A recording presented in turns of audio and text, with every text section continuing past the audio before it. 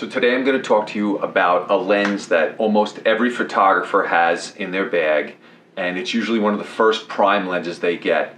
And I'm also going to talk to you about which one you should get, and is it worth it to spend the money on the more expensive ones. Stick around.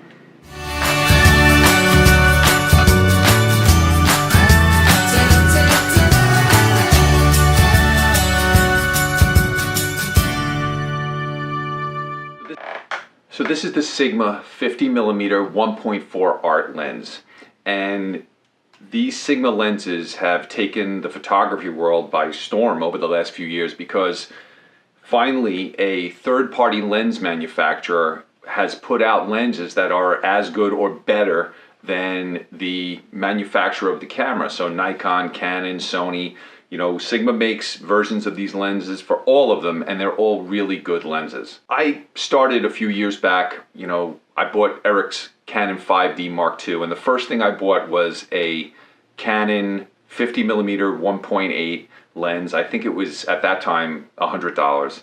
Now you can get them for, I think it's about $125.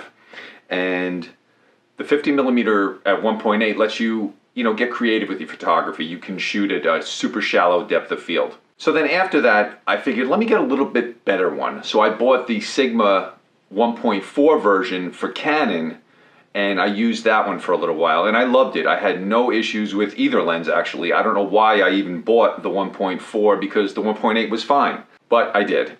And you get caught up in, buying new gear, especially when you're a new photographer. So then I switched over to Nikon, and when I made that switch, the first lens I bought was a Nikon version of the 1.4G, which was about $400 and something, or somewhere in that range. And I used that one for years. It wasn't my favorite lens, and I'm not a huge fan of the 50mm focal length, to be honest with you. I find it's just one of those focal lengths it doesn't do anything for me personally. I know a lot of people use it. It's a great lens. They're not too big, although this one is pretty big. But I find that I prefer to have my 28-70 or a 70-200 or even a 35mm on my camera rather than the 50mm. It's always in my bag, and I rarely put it on the camera, which is strange because it's a nice lens and it's a focal length that everybody has and uses. But I just feel like when I'm going for something in particular, this isn't the one that's going to give me what I want. Now, saying that, that's me. As you've seen from Eric's videos, he uses nothing but prime lenses. There's a way in Lightroom where you can see what lenses you use. So I'm just going to quickly jump into Lightroom here to show you this. If you go into the metadata tab after you select the folder that you're shooting, that you want to look at, you hit the drop-down menu, and it's going to show you all the metadata for all the cameras and gear that you've used to shoot all of the images in that folder. So if you look here, you can see how many shots I've taken with the 50mm lens. Now, that is over the course of the last 7 or 8 years. And typically from a trip down to Disney, Eric and I will come back with a couple of thousand pictures each, plus all of our home shooting of family and friends, any commercial work we've done, portrait work, sports shooting, anything else that we shoot, it's all in that folder. So I really don't use this that much in the grand scheme of things. But I had my 50mm 1.4, and it was the Nikon version, and for some reason I bought into, I gotta get the best. I gotta have the best version of the 50mm. So I went out and bought the Sigma version for $900, a 50mm lens for $900, and it has fantastic reviews, and everything about it is great, except for the fact that it's super heavy. It's actually heavier than my 24-70, and I have to be honest with you, the focus misses sometimes. It's not one of my best focusing lenses. So if I'm not confident in a lens, I don't reach for it too often. There are certain lenses where I just pull it out and I know I'm going to get the shot. This is not one of them. That's just my experience with this copy. Now, I know Eric has a 50mm. He has the same lens in the Canon version, and he has no issues with his and he loves it. But I also know people who have had the 50mm in this and have had problems with them and returned them. So I don't know if that's a quality issue or what's going on with that, but the build quality of it is spectacular. It's heavy, it feels good, it looks good, it's a modern looking lens, but is it worth $900? So if I scroll through these images here, these are all taken with 50mm lenses. Now, I'm not going to tell you which one is which. Can you tell? Because inside of this set of images are images from my 50mm 1.8, from the old Sigma that I shot, that was a 1.4, with my Nikon 1.4, and with this Sigma 1.4.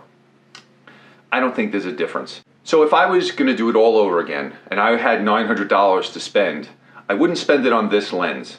I'd actually, if I was dead set on getting a prime lens, I would try to save up for the 135 or a 105, which is going to give you really spectacular images. And if you remember Eric's video of the 135, I'll put a link to it up here.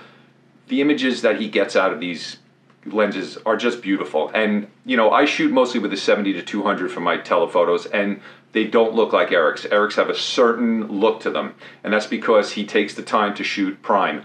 I actually enjoy, or I prefer, the flexibility that a zoom lens gives me when I'm out and about. And for portrait work with people, I absolutely think a 70-200 is the lens to use, because you can quickly, while you're interacting with someone, change the focal length. They don't even know it. So I just feel it's a better way to work, you know, a one-on-one situation in a portrait situation. But if you look at this video, you'll see he gets really great images with this. And then he'll also go very wide with his prime lenses. He'll use a 24 or a 17mm tilt shift sometimes, or a 15mm, or even a 35mm. And I have a 35mm Nikon f2 that I really like. It's small, it's light, it was only $300, and I love the images that I get out of that. You know, when I want to take pictures of people, but I want the background in the shot, or if I want something for low light shooting, I typically will go to that lens before I go to this lens, only because it's lighter and it's easier to use, and the images are still great. With that kind of money, $800-900, I might invest in maybe the Tamron 24-70 that I reviewed, the new version of that. I think it's a little more than that, but it's a great lens and you have that whole focal length. Or I would invest in the Nikon, Canon, you know, versions of the 50mm. I don't think you're going to notice the difference from the Sigma. Or maybe a 35mm lens. I don't love using a 50mm for portraits. It almost starts to distort the face a little bit and doesn't quite look great. And a 35mm I wouldn't use for portraits, where it's just a close-up of someone's face. But once you start getting up into 70, 105, 85mm, you know, the 70-200 lens, those are the focal lengths you want to use for portraits. Here's another exception. My cousin shoots infant photography, and the 50mm is her go-to lens. The babies are asleep, it's a very controlled environment, and she wants that super shallow depth of field that you can get with a 1.4 aperture lens. Now, other than that, when you're in a controlled situation, but if you're shooting people or things that are moving, that depth of field is so shallow at 1.4 that a lot of the times it may not even be the lens. You're going to miss focus because it's a razor thin depth of field. So these are just some of my thoughts on these lenses. So I'm going to put a link to all of them in the comments. Read about them, look at them, but don't think you have to, you know, go out and get this just because, you know, this is the newest, latest, greatest thing. Some of my favorite lenses are older, you know, or they're not the top of the line ones, but they just work. And after you've had a bunch of lenses over the years, and between Eric and I, we've had just about every focal length, you just have these lenses that just feel right. You know, sometimes you'll have a lens that's 7, 8, 9 years old and you just go to it all the time because it's a performer. You know what you're going to get with it. So for me, this 50mm is not that lens. So that's just my take on it. Click like if you like the video. Subscribe to the channel and click the notification bell if you want to know every time we upload a video. If you have any questions or anything, or just let us know how we're doing, drop it in the comments. We'd love to interact with you guys, and we'll see you in the next one.